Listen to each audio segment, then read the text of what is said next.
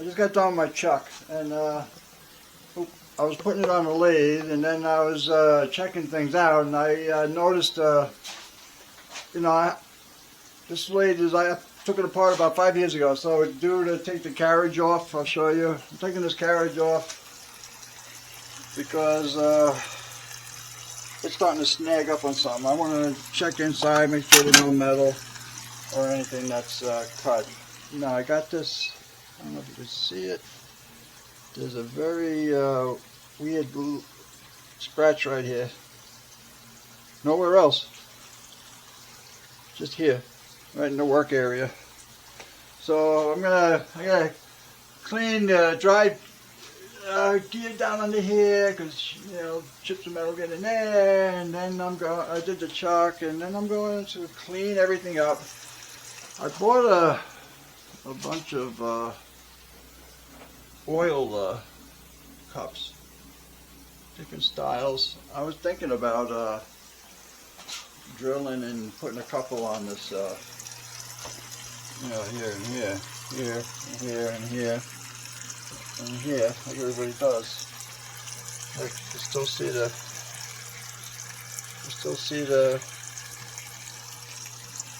fly cut. This lady's got no miles on it. Lucky. Yeah, it is a Sears. See? Yeah, I know. I had an Atlas tag on it. Yeah, Atlas makes this. See? Atlas. So I put the Craftsman back on. All right. Let me. Yeah. Now I'm gonna clean the side carry. You know, just get clean it up. Check it out again. You know, look at all the crap on this drive gear. See that? Yeah, I'm going to clean all that crap up. When I get everything cleaned, I'll put it up on a bench and figure out if I'm going to drill these oilers in. I don't know. Maybe. Alright, it's all clean. Tomorrow I'm going to go over it and inspect it all. There's got to be a rough edge somewhere here. Something's rubbing. Or maybe something got stuck in there. I don't know. Yeah, look at this. It's hot. It's not touching here, but rubbing there and there. So I'm gonna put a straight edge on that.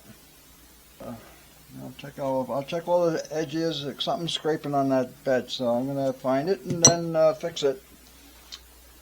And then that'll be it for that. Fly cut, still good. Alrighty. Yeah, let me show you the bed real quick. Yeah, just a couple spots. You know, nick.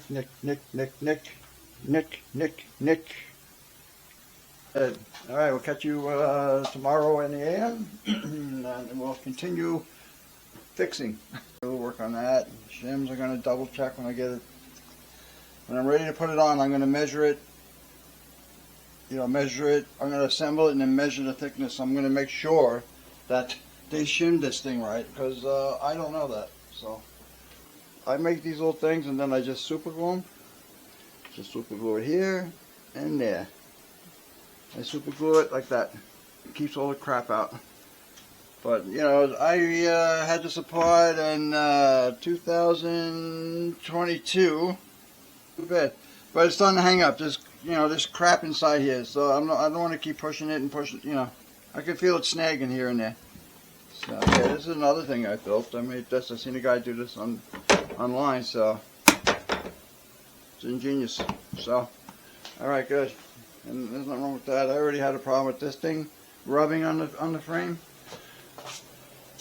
and it was the same thing I'm going to be doing to the carriage, because that's what it was doing. It's just sharp edges and crappy finishing work. So on top of that, it's 15 degrees outside.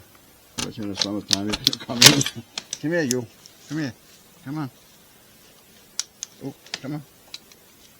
There you go, good boy. There you go, bud. There you go. It's like trick or treat.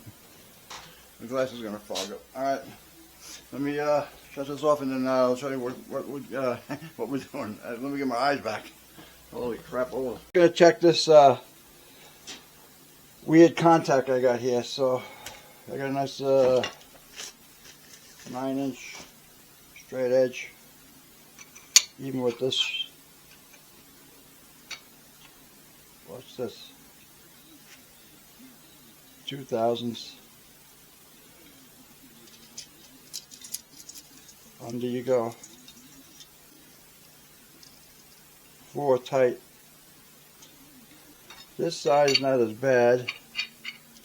I can't sneak a 2 under there, but I can see a little air light, so yeah. I might scrape it. I don't know. Let me see. Let's see what we're gonna do yet. Don't know yet. Still contemplating on what to do. So definitely gonna drill and put holes for oil because it's a big problem. Especially when they have the 2 wipes on the end. All it does is keep the oil out from here. So let's do 2. 1 and 2. You know, if I pop a hole here and come down, I don't know. There's ways of making some oil passages. So I'm going to check with a gauge block under here.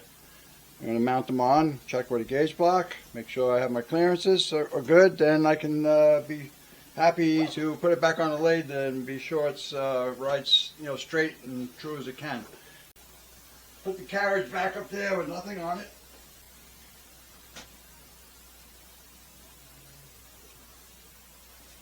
It rattles. It's that one side.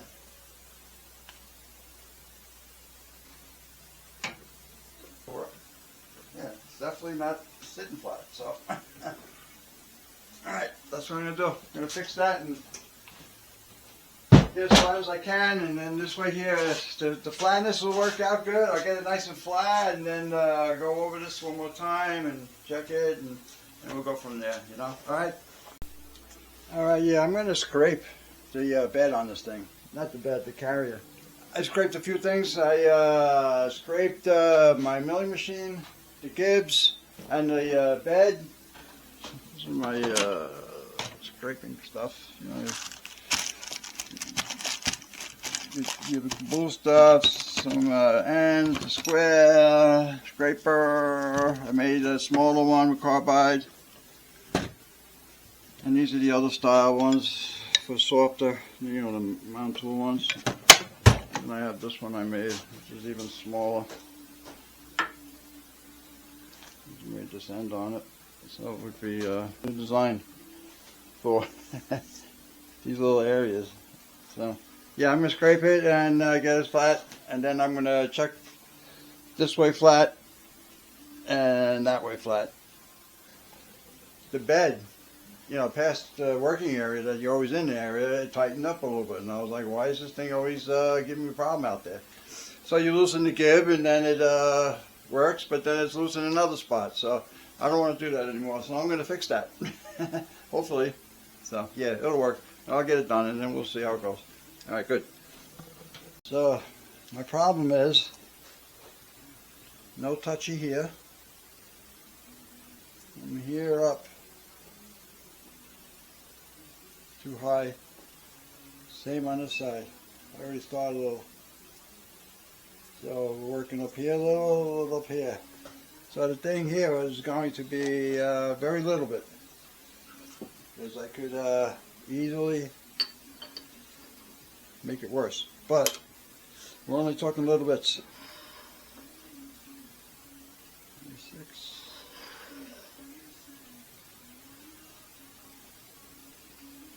This is level in the vise. So, alright. Double check again. I think it was 2,000 fit in there, which is going to be way too fat. At least at least a grand in there. Tight. Yes, yeah, I can see daylight already. No, it's actually starting to work. Alright.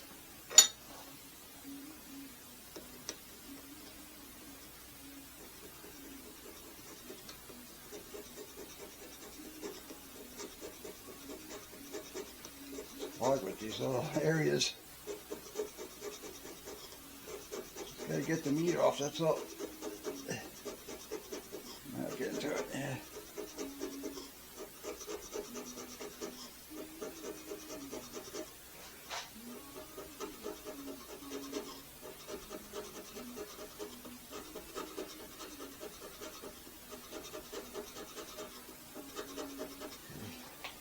sides.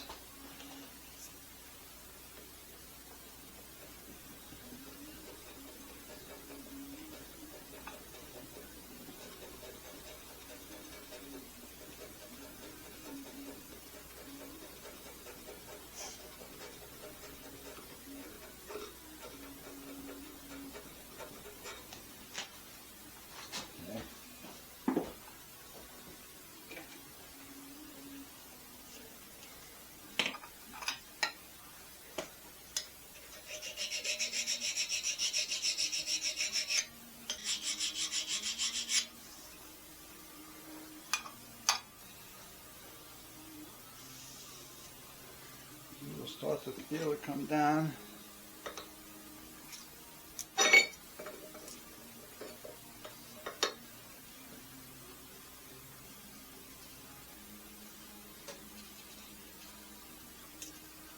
Very little. Little here, very little here, very little here. And then it'll even give me some oil passages. So, and then once I put the two plugs in, it'll oil, and I want this thing flat. These sharp ends, they're unfinished, and all they do is scrape like this the milling machine. I mean the lathe bed. So you got to 45 all this stuff, everything. Clean up all the edges, and then it'll get it. At least that's half the battle. I find with most of them, you know what I mean. So just get in there, tighten it up, and you'll be surprised. Your machine will start to cut nice and work nice. Let me see if I can show you what I see. So what I've been doing is trying to find where that high spot is. So we had a big belly right here. So I worked this side, and then I worked my way down. First to get rid of that. So as you can see, it's gone. As you move the tip down, there you go, getting a little rise right there. Alright, let me just mark that. No, see before I would go right under.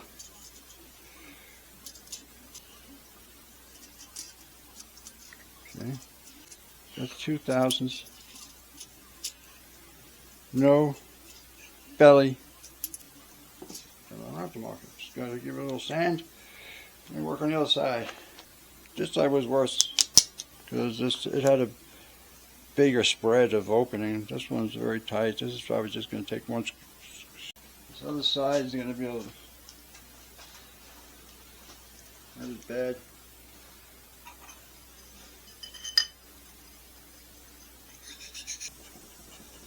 This is just going to be a quick scrape on this side.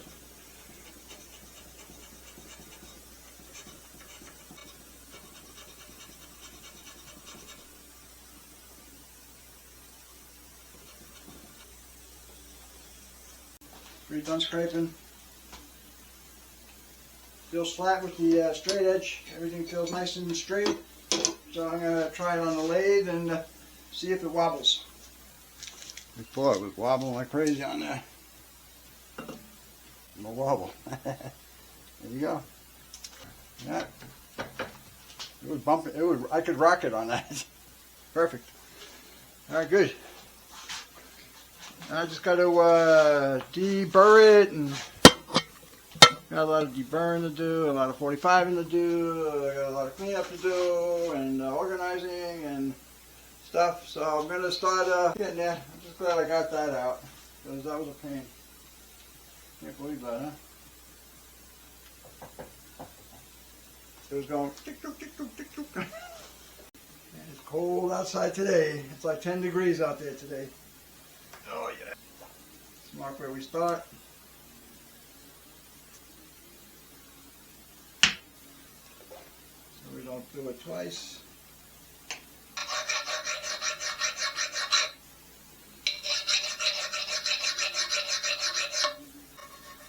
Right here's the little culprit.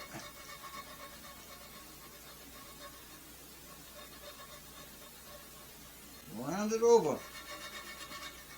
And it stops making marks. You gotta check your machines.